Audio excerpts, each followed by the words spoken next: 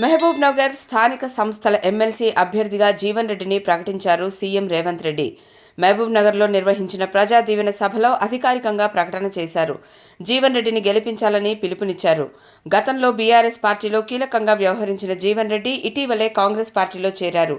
Mahabub Nagar sitting MP BRS నేత మన్నె శ్రీనివాసరెడ్డి సోదరుడి కొడుకే Jeevan Reddy.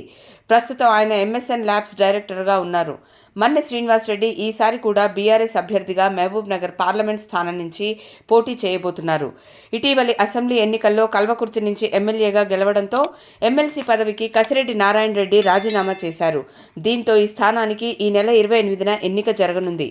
BRS అభ్యర్థిగా దేవరకద్ర మాజీ ఎమ్మెల్యే ఆల వెంకటేశ్వర్ రెడ్డి పోటీ చేస్తారని తెలుస్తోంది.